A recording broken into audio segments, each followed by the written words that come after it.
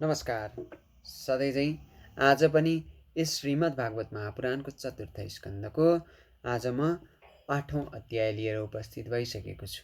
अब जुन हिजोका अध्यायहरूमा अब सतीदेवीले आफ्नो प्राण त्याग गरिसके पछाडि शिवजीले यज्ञ विध्वंस गरी दक्ष प्रजापतिको यज्ञको सम्पूर्ण कार्य नष्ट गरिदिइसकेपछि अब फेरि विष्णु भगवानलाई राखी पूजी मानी र भगवान शङ्करको आराधना गरी फेरि पनि दक्ष प्रजापतिले आफ्नो यज्ञ आरम्भ गरेपछि पुनः आरम्भ गरिएको यस यज्ञ कसरी सफल हुन्छ त? अब बाँकीका त्यस कुराहरू हामी आजको यस अध्यायमा सर्वप्रथम मैत्रेयजीको मुखारबिन्दुबाट आरम्भ गर्नेछौँ। अब यस श्रीमद् भागवत महापुराणको चतुर्थ स्कन्धको 8औँ अध्यायमा सर्वप्रथम मैत्रेयजी आज्ञा गर्नुहुन्छ, हे विदुरजी, सनकादि 4 बाल ब्रह्मचारी भए। यिनले गृहस्थाश्रममा प्रवेश गरेनन्, तसर्थ यिनका कुनै सन्तान भएनन्। अधर्म पनि ब्रह्माजीकै छोरो हो। मृषा नाम गरेकी पत्नी थिए। हे शत्रुसूदन विदुर, त्यसबाट दम्भ नामक छोरो र माया नामक छोरी उत्पन्न भई। यी दुवैलाई निरिस्तिकले लिएर गए किनकि उनका कुनै पनि सन्तान थिएनन्। हे महामते, माया र दम्भ दाजु बहिनी भए तापनि अधर्मको सन्तान हुनाले यिनीहरूले विवाह गरे। दम्भको माया नाम गरेकी पत्नीबाट लोभ नाम गरेको छोरो र निकृति नामकी छोरी उत्पन्न भए। यिनले पनि आफू आफूमा बिहे गरे। यताबाट क्रोध नाम गरेको छोरो र हिंसा नाम गरेकी छोरी जन्मी। तिनबाट फेरि कली कलह नामक छोरो र दुरुक्ति भनेको दुर्वचन नाम गरेकी छोरी उत्पन्न भइन्। आफ्नै कुलमा आफ्नै दाजुभाइले आफ्नै दिदीबहिनीसँग विवाह गर्दा यस्ता अपशकुन नराम्रा कर्महरू गरेको फल पनि यसै अवस्थामा प्राप्त भए पछाडि यिनीहरूले गरेका नकारात्मक कर्मबाट यस्ता कलह, क्लेश, दुर्वचन, दुरुक्ति जस्ता कुराहरूको उत्पत्ति भयो यस पृथ्वी तलमा। हे साधु श्रेष्ठ, फेरि दुरुक्तिबाट कलीले भएर मृत्युलाई जन्मायो। अब मृत्युको पनि जन्म भयो। यी दुवैको संयोगबाट यातना र निरय नरक उत्पन्न भयो। यातना चोटपटक बिदा हंस मान्छेलाई पर्ने सम्पूर्ण कष्ट यातना र निरय नरक। निरय र नरक भनेको एउटै कुरा हो। निरय नरक उत्पन्न भयो।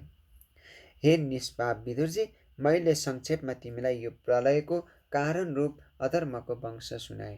यिनीहरूका अधर्म वंश, यो वंशलाई सम्पूर्ण पुराणमा अधर्मको नामले उच्चारण गरेर अधर्म पूजन गर्ने गरिन्छ। यो अधर्म वंशलाई 3 चोटि सुन्नाले मानिसलाई अत्यन्त पुण्य हुन्छ, सम्पूर्ण पुण्य प्राप्त हुन्छ र मनको मलिनता हटेर जान्छ। हे कुरुनन्द, अब म स्वयम्भू व मनुका छोराहरूको वंशको वर्णन गर्दछु, जो हरिका अंश हुन्। स्वयम्भू मनुका वंश आरम्भ अवरुदम। महाराज स्वयम्भुव मनुकी महारानी शत्रुपाबाट प्रियव्रत र उत्तानपादिनी 2 छोरा भए। भगवान वासुदेवको कलाबाट उत्पन्न भएको यी दुवै संसारको रक्षामा तत्पर रहन्थे। उत्तानपादका सुनीति र सुरुचि नाम गरेका 2टी रानीहरू थिए। यिनमा सुरुचि राजाकी अति प्रिय थिइन्। ध्रुवकी आमा सुनीतिमा उनको प्रेम थिएन। एक दिन राजा उत्तानपाद सुरुचिको छोरो उत्तमलाई काखमा राखेर खेलाइराखेका थिए। त्यसबेला ध्रुवले पनि काखमा बस्न खोजे, तर राजाले उनलाई प्यारो गरेनन्। त्यसबेला घमण्डले भरिएकी सुरुचिको सौताको छोरो ध्रुवलाई राजाको काखमा बस्न खोजेको देख्दा राजाकै सामुन्नेमा उनलाई अत्यन्त डाहा एवं यस प्रकारले भन्न लाग्नुभयो। डाहाले पुरै छटपटी भएर अब भन्न लाग्नुभयो, ए बालक, तँलाई राज सिंहासनमा बस्ने अधिकार छैन। राजाको छोरो भए तापनि तेरो जन्म मेरो गर्भबाट भएको हो। त अहिले बालकै छस्, त्यसैले मैले अरू आइमाईको गर्भबाट जन्म लिएको हुँ भन्ने कुरा तँलाई थाहा छैन। यसै कारण तँ यस्तो दुर्लभ विषयको इच्छा गरिराखेको छस्।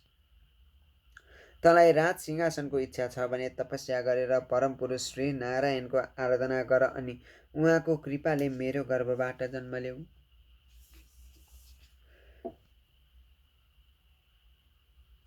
आमाकी सौताका यस प्रकारसँग कठोर वचनले घायल भएका ध्रुव लट्ठीको चोट पर्नाले फुफु गर्न लागेको सर्पझै रिसले लामो लामो सास फेर्न लागे। यस्तो देख्दा पनि चुप लागेर बस्ने बाबुलाई छाडेर रुँदै आफ्नी आमानिर आए। बालक ध्रुवका दुवै ओठ फरफराइराखेका थिए र उनी सुक्क सुक्क गरी रोइराखेका थिए। सुनीतिले तिनलाई काखमा राखिन् र दरबारका अरूहरूको मुखबाट आफ्नो सौताले भनेको कुरा सुन्दा उनलाई पनि अत्यन्त दुःख भयो। सौताको कुरा सम्झी सम्झी सुनीति दावानलले डढेको लहरा जस्तै शोकले पीडित भएर दुखी भइन्। कमल समानका आँखाबाट आँसु बग्न लाग्यो र धैर्य छोडेर डाको छोडेर रुन लागिन्। ती बिचारीले आफूलाई यस दुःख सागरबाट पार नलाग्ने देख्दा लामो लामो सास फेर्दै बालक ध्रुवलाई भनिन्, हे बाबु, यसमा अरू कसैको कुभलो नचिताऊ। जसले अरूलाई दुःख दिन्छ त्यस मानिसले स्वयं त्यसको फल भोग्नु पर्दछ। सुरुचिले भनेको कुरा पनि ठिकै हो, किनकि महाराज मलाई आफ्नी रानीको कुरा परै रहोस् एउटी दासीको रूपमा समेत स्वीकार गर्न लाज मान्नुहुन्छ। त्यस्ती म अभागिनीको गर्भबाट तिम्रो जन्म भएको छ र मेरो दुध चुसेर हुर्केका छौ। ए बाबु, तिमी राजकुमार उत्तम झैँ राज सिंहासनमा बस्न खोज्दछौ भने तिम्री सौतिनी आमाले जो यथार्थ कुरा भनेकी छन् त्यसैको द्वेषभाव छोडेर पालन गर। अब श्री अधोक्षज भगवानको चरण कमलको आराधना गर्न थालिहाल। जगतको पालन गर्नको निम्ति शुद्ध सत्वगुणमय शरीर धारण गर्ने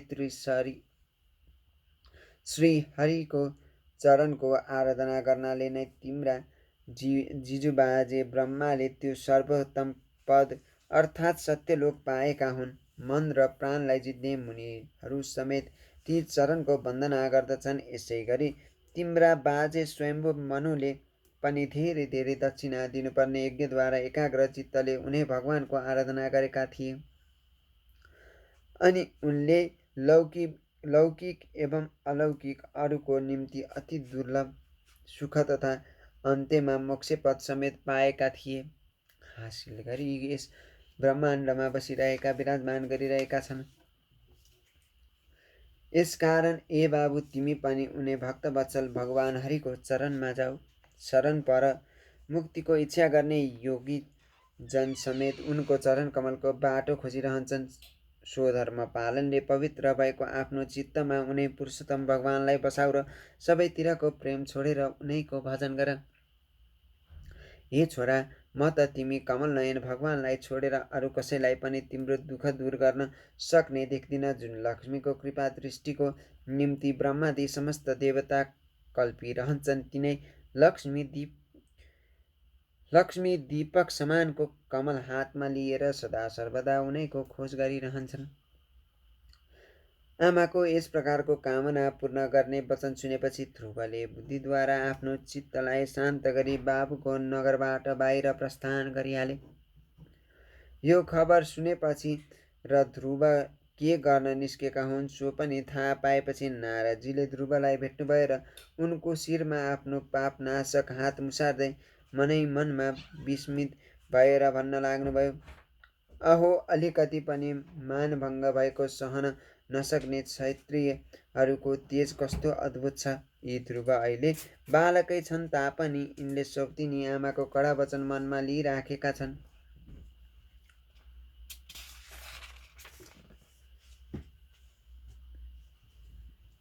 यति भनिसकेपछि नारदजी ध्रुवलाई भन्न लाग्नुभयो, हे बाबु, अहिले त तिमी बालकै छौ, खेलकुदमा मस्त रहने बेला यो छ।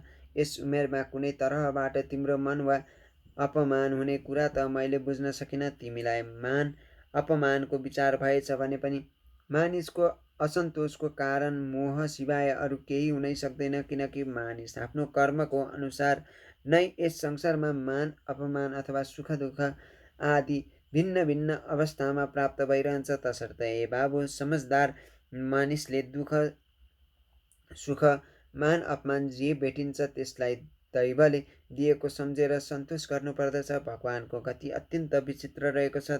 दैवलाई उद्यमले टार्नु व्यर्थ हो। अहिले तिमी आमाको उपदेशले योग साधनद्वारा जुन भगवानलाई प्रसन्न गर्न गराउन खोजिरहेका छौ, मेरो विचारमा साधारण मानिसले उहाँको आराधना गर्नु ठट्टाको कुरो होइन, किनकि योगीहरू अनेक जन्मसम्म अनासक्त रहेर समाधि योगद्वारा अत्यन्त कठोर कठोर साधना गरिरहन्छन्, तैपनि भगवानको मार्गको पत्तो पाउँदैनन्। तसर्थ घर फर्केर जाऊ। ठुलो भएपछि परामर्श सिद्ध गर्ने बेला अर्थात् वृद्ध अवस्था भएपछि यसको निम्ति प्रयत्न गरौला। दैवका विधान अनुसार सुख दुःख जे परिआउला त्यसैमा चित्तलाई सन्तुष्ट राख्नुपर्दछ। यस्तो गर्ने मानिस मोहमय संसारबाट पार लाग्दछ। मानिसले आफूभन्दा बढी गुणीलाई देख्दा खुसी हुनुपर्दछ। आफूभन्दा थोरै गुण भएको माथि दया गर्नुपर्दछ। यसो गरेको खण्डमा दुःखले यसलाई कहिले दबाउनु हुँदैन र दबाउन पनि कहिले पनि सक्दैन। नारद मुनिका सम्पूर्ण कुरा सुनिसकेपछि अब बालक ध्रुव आज्ञा गर्दछन्। सुख दुःखले जसको चित्त चञ्चल हुन्छ तिनको शान्तिको निम्ति तपाईँले कृपा गरेर यो असल उपाय बताउनुभयो। हामी जस्ता अज्ञानीको दृष्टि त्यहाँसम्म पुग्नै सक्दैन। तपाईँको यो उपदेश मेरो निम्ति अत्यन्त कल्याणकारी भए तापनि क्षेत्रीय हुनाले मेरो स्वभाव अत्यन्त उग्र एवं उद्धत रहेको छ। मेरो चित्त सुरुचि आमाको वचन बाणले छेडिएको हुनाले त्यसमा तपाईँले उपदेश गरेको कुरा अड्दै अड्दैन।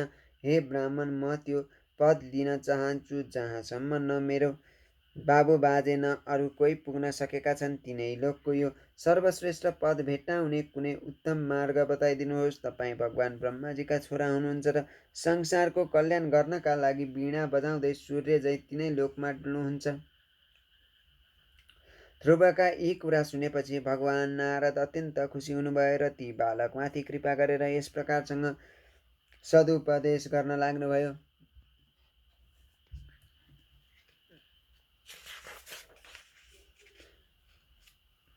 हे बाबु, तिम्रो आमाले तिमीलाई जुन उपदेश दिएकी छन् त्यही नै तिम्रो कल्याण गर्ने उपाय हो। यो उपाय भगवान वासुदेव नै हुनुहुन्छ। अन्ततः मन लगाएर उहाँको भजन कीर्तन गर। धर्म अर्थ काम मोक्ष रूप कल्याणको अभिलाषा राख्ने मानिसका लागि श्री हरिको चरणको सेवा नै यिनको प्राप्तिको निम्ति एकमात्र उपाय हो। ए बाबु, तिम्रो कल्याण हुनेछ। अब तिमी यमुनाको पवित्र तीरमा रहेको पवित्र मधुवन मथुरामा जाऊ। त्यहाँ भगवान हरिको नित्य निवास रहेको छ। त्यहाँ यमुनाको पवित्र जलमा त्रिकाल स्नान गरी आफ्नो नित्य कर्मबाट निवृत्ति भएपछि विधिपूर्वक आसन ओछ्याएर स्थिर भई बस्नु। फेरि रेचक, पूरक, कुम्भक यी 3 प्रकारका प्राणायामले बिस्तारै बिस्तारै प्राण, मन र इन्द्रियको दोषलाई निकालेर शुद्ध चित्तले परम गुरु श्री भगवानको यस प्रकारसँग ध्यान गर्नु। भगवानका मुख र नेत्र सदा प्रसन्न रहन्छन्। वर दिनलाई तयार हुनुभएको त्यस्तो देखिन्छ। उहाँका नाक, आँखी भाउ, गाला अत्यन्त राम्रा छन्। सम्पूर्ण देवतामा उहाँ परम सुन्दर हुनुहुन्छ। तरुण उहाँको अवस्था रहेको छ। समस्त अङ्ग छाँट परेका छन्। ओठ र नेत्रको रङ्ग अलिअलि रातो रहेको छ। उहाँ शरण पर्न आएकालाई आश्रय दिने अपार सुखदायक शरणागत वत्सल र दयाको समुद्र हुनुहुन्छ। उहाँको हृदयमा भृगु मुनिको चरणको चिन्ह रहेको छ। शरीर पनि भरिएको बादल समान श्याम वर्णको रहेको छ। घाँटीमा वनमाला पहिरिनु भएको छ। आफ्ना 4 बाहुलीमा शङ्ख, चक्र, गदा, पद्म लिनुभएको छ। उहाँका अङ्ग प्रत्यङ्ग कङ्कणादि गहनाले सुशोभित छन्। कण्ठमा कौस्तुभमणि शोभा बढाइराखेका छन्। शरीरमा रेशमी पीताम्बर पहिरिनु भएको छ। कटी प्रदेशमा सुनको करधनी र चरणमा सुवर्णमय नुपुर सुशोभित रहेका छन्। भगवानको सम्पूर्ण अत्यन्त दर्शनीय तेज स्वरूप शान्त तथा मन र आँखालाई हृदयमा आनन्द गराउने किसिमको रहेको छ। ध्यान गर्नेहरूको अन्तकरणमा उहाँ हृदय कमल रूप आसनको बीचमा मणि समानको कान्ति भएका नङले सुशोभित मनोहर चरण कमल राखेर बस्नुभएको छ। यस प्रकारसँग ध्यान गर्दा गर्दैमा जब चित्त स्थिर एवं एकाग्र हुन्छ अनि ती वरदायक प्रभुको उहाँ मति र प्रेमपूर्वक दृष्टिले हृदय मुसुक्क मुसुक्क हाँसिरहनु भएको छ भन्ने सम्झेर मनै मनमा ध्यान गर्नु पर्दछ। भगवानको मङ्गलमय मूर्तिको यस प्रकारसँग निरन्तर ध्यान गर्नाले मन चाँडै नै परमानन्दमा डुबेर तल्लीन हुन्छ र फेरि त्यहाँबाट फर्किन्न। हे राजकुमार, यस ध्यानको साथसाथमा जप गर्नुपर्ने जुन परम गुह्य मन्त्र रहेको छ सो पनि बताइदिनुहोस्। सुन, म सम्पूर्ण कुरा बताउन लागेको छु। 7 रातसम्म यसको जप गर्नाले मानिसलाई आकाशमा विचरण गर्ने सिद्धि प्राप्त हुन्छ।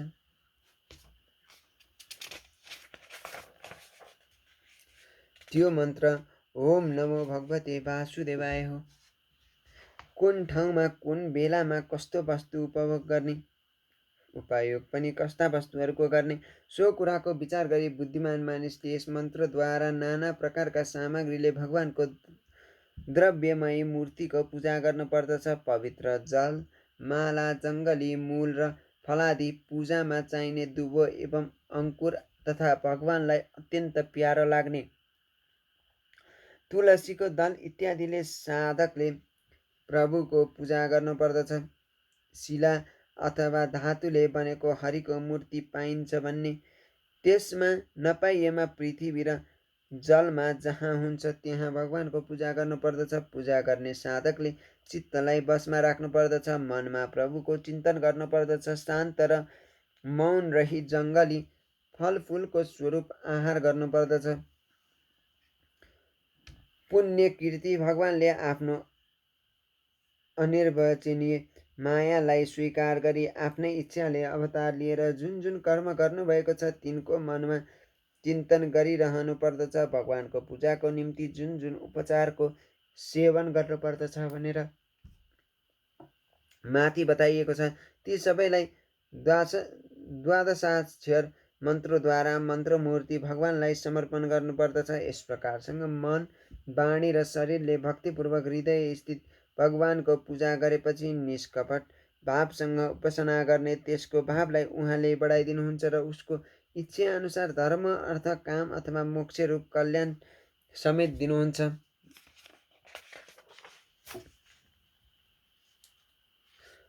उपासकलाई इन्द्रिय सम्बन्धी भोगदेखि वैराग्य उत्पन्न भएको छ भने त्यसले मोक्ष प्राप्तिको निम्ति अत्यन्त भक्तिसँग निरन्तर अनन्य भावले भगवानको भजन गरोस्। नारदजीको मुखबाट यस प्रकारको उपदेश पाएपछि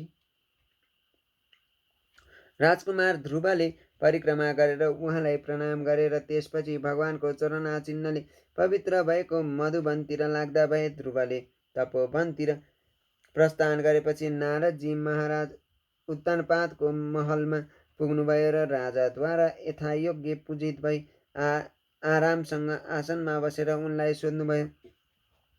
नारदजी भन्नुहुन्छ, हे राजन, तिम्रो मुख निनाउरो देखिन्छ। कुन कुराको सोच विचारमा परेका छौ? तिम्रो धर्म, अर्थ र काम मध्ये कुनैमा केही कमी त हुन गएको छैन।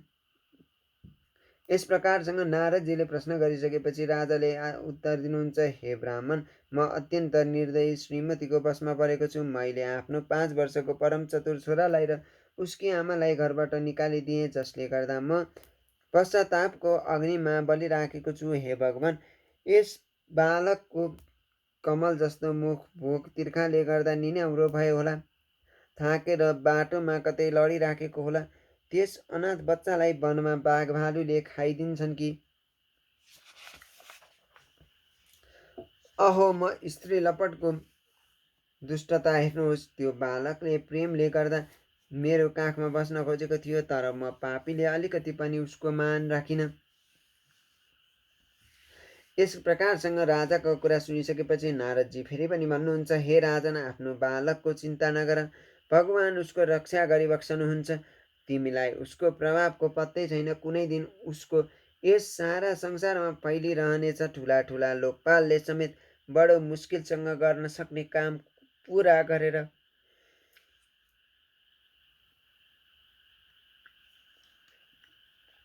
चाँडै नै त्यो तिमी कहाँ फर्केर आउनेछ। त्यसले गर्दा तिम्रो यस समेत पढ्नेछ। देवर्षि नारदको कुरा सुनिसकेपछि महाराज उत्तानपाद राजपाटतिरबाट उदासीन भएर सदा सर्वदा छोराकै चिन्तनमा रहन लागे। यता ध्रुवले मधुवनमा पुगेर यमुनामा स्नान गरेर त्यो रातमा उपवास बसी नारदको उपदेश अनुसार एकाग्र चित्तले परम पुरुष नारायणको उपासना गर्न थालिहाले। उनले 3 दिन बिराएर शरीर निर्वाहको निम्ति केवल कैथ र बयर खाएर भगवानको उपासना गर्दै 1 महिना बिताइदिए।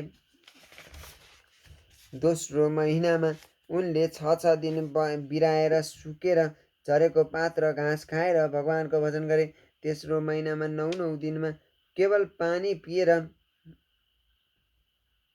समाधि योगद्वारा श्रीहरिको आराधना गर्नमा बिताइदिए। चौथो महिनामा उनले श्वासलाई जितेर परब्रह्मको चिन्तन गर्दै एक खुट्टाले थामेर निश्चल भावले उभिरहे। यस समयमा ध्रुवले शब्दादि विषय एवं चक्षुरादि इन्द्रियको आश्रम जो मन छ त्यसलाई सबै ब्रह्म पदार्थबाट खिचेर हृदयमा विराजमान रहने हरिको स्वरूपको ध्यान गर्न लागे।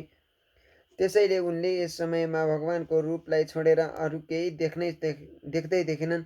जब ध्रुवले महदादि सम्पूर्ण तत्त्वका आधार एवं प्रकृति पुरुषका अधीश्वर परब्रह्मको हृदयमा धारण गर्न लागेका थिए, तब त उनको तेज सहन नसकिएकोले तिनै लोक काँप्न लाग्यो। जब राजकुमार ध्रुव एक खुट्टाले उभिए, त्यस बखतमा उनको बुढी औँलाले थिचिएको आदि पृथ्वी निहुरे जस्तो भएर गजराज चढ्दाखेरि बारम्बार डुङ्गा कहिले दाहिने कहिले देब्रेतिर डम डम गराए झैँ हल्लिन थालिन्। जब ध्रुवजी आफ्ना इन्द्रियद्वारा र प्राणलाई समेत रोकेर ईश्वरमा आफूमा र सब जगतमा भेदभाव छाडेर विश्वमूर्ति भगवानको ध्यान गर्ने उद्देश्यले ध्यान गर्न लाग्नु भएको थियो, त्यस बेला सबै जीवको सास रोकिन गएकोले समस्त जीव तथा लोकपाललाई अत्यन्त पीडा हुन थाल्दथ्यो र यिनीहरू सबै आत्तिएर श्रीहरिको शरणमा जान्थे। अब श्रीहरिको चरणमा गएर देवताहरू आज्ञा गर्दछन्, हे भगवान, समस्त चराचर प्राणीको सास एकैपल्ट रोकिन गएको छ। यस्तो त हामीले कहिले पनि अनुभव गरेका थिएनौँ। हजुर शरणागतको रक्षा गर्ने भइबक्सनुहुन्छ। आफ्नो शरणमा आएका हामी सबैको यो दुःखबाट छुटकारा गरिदिनुहोस्। सम्पूर्ण कुरा सुनिसकेपछि भगवान आज्ञा गर्नुहुन्छ, हे देवता हो, नडराऊ। उत्तानपादको छोरा ध्रुवले आफ्नो चित्तलाई ममा लीन गरिदिएको छ। यस समयमा त्यो ममा तल्लीन भएको छ। यसै कारण उसको सास रोकिन गएकोले तिमी सबैको प्राण समेत रोकिएको छ। अब तिमीहरू आफ्नो आफ्नो लोकमा जाओ। म त्यस बालकलाई अहिले नै उसको दुष्कर तपस्याबाट निवृत्त गरिदिनेछु। यति भनेर यस श्रीमद् भागवत महापुराणको यस 4औं स्कन्धको 8औं अध्यायलाई यहीँ ल्याएर समाप्त गरिएको छ। अब भगवानले ध्रुवको आत्मा चिन्त शान्ति र भगवानमा लीन भएको प्राणलाई कसरी मुक्ति दिनुहुन्छ र हामी आउँदा अध्यायहरूमा जान्नेछौँ। तबसम्मका लागि बिदा चाहन्छु। जय श्री कृष्ण, जय श्री राधे।